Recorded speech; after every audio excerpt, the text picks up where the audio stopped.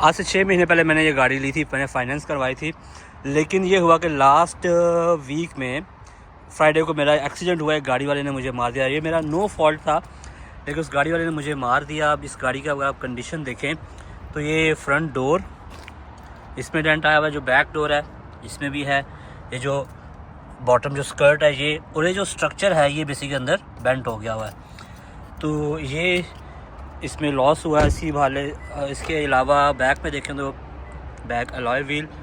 और इसका ये बम्पर बेसिकली टूट गया था। ये बम्पर यहाँ से टूट गया था, वो मैंने खुद इसको जो है ना ज़रा धक्का लगा के अंदर फिक्स किया हुआ है। तो अब लेकिन यहाँ पे चूँकि इंश्योरेंस कंपनीज इन्वॉल्व होती हैं, इंश्योरेंस कंपनीज जो हैं वो आपके एक्सीडेंट्स वगैरह को देखती हैं, अगर आपका फ़ॉल्ट है तब भी, अगर नॉन फॉल्ट है तब भी। अब चूँकि ये मेरा नॉन फॉल्ट था तो इसलिए जो है ना वो जो थर्ड पार्टी थी उसकी इंश्योरेंस कंपनी जो है वो इसकी जो है वो लॉस बेयर करेगी। जैसा कि मैं आपको बताया था कि मेरा लास्ट वीक में एक्सीडेंट हुआ और मेरा ये जो लॉस हो चुका मैं आपको दिखा चुका हूँ पहले। तो अब इस लॉस में जैसे कि अगर आप यूके में हैं और आपकी गाड़ी चाहे वो सस्ती है महंगी है, क्योंकि मेरी तो 20,000 की गाड़ी थी नहीं टोयोटा करोला, मुझे इसका दुख है। लेकिन चले खैर, आपको बताने का मकसद है कि अगर आपका कभी भी एक्सीडेंट होता है यूके में तो सबसे पहले कोशिश ये करें कि आपने जब इंश्योरेंस करवाते हैं तो ट्राई ये करें कि आप कॉम्प्रिहेंसिव इंश्योरेंस लें। तो उसका आपको फ़ायदा ये हो सकता है कि जब भी अगर आपका एक्सीडेंट हो, चाहे आपका फॉल्ट हो या ना हो, तो कॉम्प्रिहेंसिव का फ़ायदा ये है कि एक तो आपकी वो गाड़ी को कवर करेंगे पूरा, सेकेंडली आपको कर्टसी कार मिलती है जब तक अगर वो रिपेयर करते हैं, और अगर वो राइट ऑफ भी करते हैं तो फिर भी उसमें आपको फ़ायदा है, वो उसके कॉस्ट पे कर रहे होते हैं। तो कोशिश ये किया करें कि आप कॉम्प्रिहेंसिव इंश्योरेंस लें। थोड़ी सी महंगी होती है लेकिन आप अपने आप को फ्यूचर में किसी भी अनएक्सपेक्टेड एक्सीडेंट या लॉस के लिए आप उसको तैयार करते हैं, अपने आप को सिक्योर कर लेते हैं। और सेकेंडली जो सबसे इम्पोर्टेंट काम करने वाला, जैसे ही आप अगर किसी जगह पे एक्सीडेंट होता है, अगर तो वो एक्सीडेंट माइनर है तो फिर आप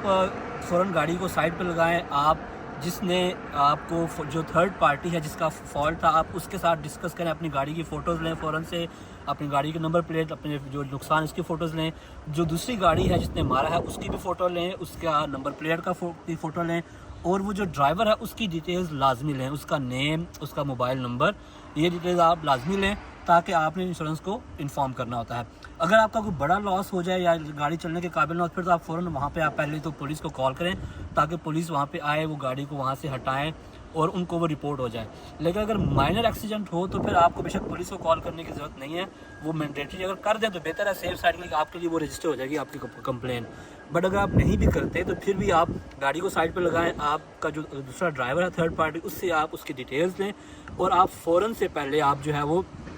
अपनी इंश्योरेंस कंपनी को इन्फॉर्म करें। क्यों होता यह है कि समटाइम्स अगर आप अपनी इंश्योरेंस कंपनी को इन्फॉर्म नहीं करते या आप लेट करते हैं तो हो सकता है कि जो थर्ड पार्टी है अगर वो पहले इन्फॉर्म कर दे, तो पहले वो ये बताया कि भाई अगले बंदे का फॉल्ट था, तो फिर वो आपको थोड़ा सा मुश्किल हो सकता है। गो के इतना प्रॉब्लम नहीं है, लेकिन फिर भी अपने आप सेफ साइड पे रहने के लिए आप ऐसा कर सकते हैं।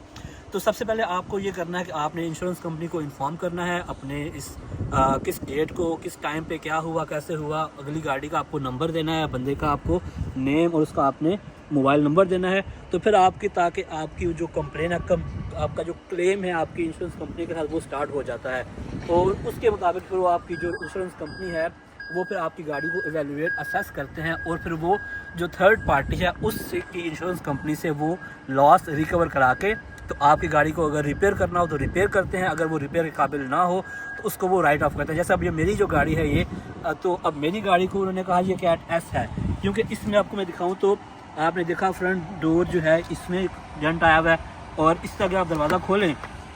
इसमें जो स्कर्टिंग है ये बाहर आई हुई है। ये बाहर इसलिए आई हुई है कि भाई ये जो इसका ये जो भी इसको स्ट्रक्चर को कहते हैं ये बेसिक अंदर बेंट हुआ हुआ है, इस वजह से ये इसके साथ प्रॉपर बैठ नहीं रहा। तो इसके वजह से उन्होंने, मेरी कंपनी ने कहा कि ये कैट एस है, कि इसका ये जो बेसिक स्ट्रक्चर है ये डैमेज हुआ है, तो इस वजह से उन्होंने इसको कैट एस कहा। अदरवाइज तो वैसे तो वो अगर आप दरवाज़ों को देखें तो ये कैट एन बनती थी। मेरी गाड़ी को चूंकि कैट एस उन्होंने कैटेगराइज कर दिया और राइट ऑफ करने का कह रहे थे, तो उन्होंने मुझे इसकी जो वैल्यूएशन दी कि हम आपको इसके बदले में जो पे करेंगे वो करेंगे 12,000। तो पहले मैंने इसको एक्सेप्ट किया, बट फिर मुझे अंदाज़ा हुआ जब मैंने थोड़ा सा इस पर रिसर्च की तो मुझे अंदाज़ा हुआ कि अभी भी इस मार्केट रेट में इसकी ये वैल्यू नहीं बनती, इसकी वैल्यू ज़्यादा बनती है। तो फिर मैंने उनको उस प्राइस पे डिस्प्यूट किया, मैंने उनको काउंटर किया, मैंने उनको कहा कि ये प्राइस आप कम लगा रहे हैं, इसका जो मार्केट वैल्यू वो ज़्यादा बनती है। फिर उन्होंने मुझे कहा कि अगर आप हमें मार्केट से डिफरेंट एग्जांपल्स दें same make model variant mileage की कि इस कंडीशन में इसकी कितनी वैल्यू है। तो मैंने उनको ऑटो ट्रेडर से 3 डिफरेंट एड्स भेजे जिसके अंदर सेम मेक मॉडल और वेरिएंट की गाड़ियां थी, उनकी प्राइस ज्यादा थी और मैंने उनसे डिमांड की कि आप मुझे कम से कम जो है वो 16,500 दे, जो कि जो एड मौजूद थे ऑटो ट्रेडर पे उन पे वो हाईएस्ट प्राइस लगी हुई थी। तो मैंने उससे 16,500 डिमांड किया, जिसके बदले में उन्होंने जब रिव्यू किया तो रिव्यू के बाद उन्होंने मुझे 15,500 ऑफर किया और जो कि मैंने एक्सेप्ट कर लिया, क्योंकि मुझे ये भी था कि अगर मैं इसको ज़्यादा डिले करूं तो वो शायद इससे वापस भी आ सकते हैं। बट एनी हाउ, कहने का मतलब ये कि अगर आपको जब भी गाड़ी राइट ऑफ हो और आपको कंपनी जो प्राइस ऑफर करती है आप उस पर निगोशिएट भी कर सकते हैं। तो मैंने जब निगोशिएट किया तो मुझे 12,000 से वो 15,500 की फिर मुझे उन्होंने ऑफर की, जो कि मैंने एक्सेप्ट की। बताने का मकसद यह है कि अगर खुदा ना खासा कभी आपका भी कभी एक्सीडेंट हो जाए यूके के अंदर, तो आप सबसे पहले तो आप अपनी गाड़ी का जो है वो पिक्चर्स लें, वीडियो लें, बेशक ऑल अराउंड द कार आप उसकी वीडियोस ले लें। अगले बंदे का जिसका फॉल्ट है उसकी गाड़ी की भी आप वीडियोस लें और उसकी आप फोटोज लें और उस बंदे की डिटेल्स ले लें, ताकि आपके पास प्रूफ्स हों उस इंसिडेंट के, और सेकेंडली आपके पास उस अगले बंदे जिसका फॉल्ट है आपके पास उसकी डिटेल्स भी हों। तो ये आप इन्फॉर्मेशन गैदर करें और फौरन से पहले आप अपनी इंश्योरेंस कंपनी को इन्फॉर्म करें और आपकी इंश्योरेंस कंपनी उसको लेके प्रोसीड करेगी, ताकि आप जो है वो एक सेफ साइड पे रहते हैं। और पुलिस को यहाँ इन्फॉर्म करने की बात है वो मैंडेटरी नहीं है, लेकिन अगर आप कर दें तो वो बेहतर है कि आपके सेफ साइड पे आप रहते हैं।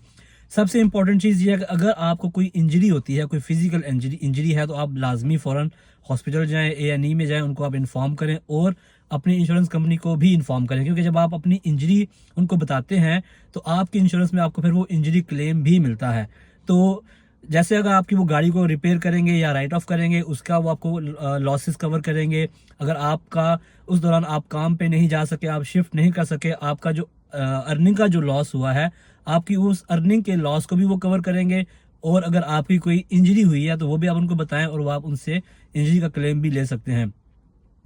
तो ये सारी वो इन्फॉर्मेशन थी जो कि मेरी अपनी पर्सनल इन्फॉर्मेशन थी, बल्कि रिसेंटली भी मेरे साथ जो वाकया हुआ मैंने आपके साथ अपना एक्सपीरियंस भी शेयर किया और आपको गाइडेंस भी दी कि कैसे आप कर सकते हैं। इसके अलावा अगर आप लोगों में से भी किसी के साथ कोई इंसिडेंट हुआ, अगर आपके पास कोई इससे बेहतर कोई इन्फॉर्मेशन है तो प्लीज़ कमेंट में हमें बताइएगा ताकि हम अपनी करेक्शन कर सकें। मिलते हैं नेक्स्ट वीडियो में। अल्लाह हाफिज़।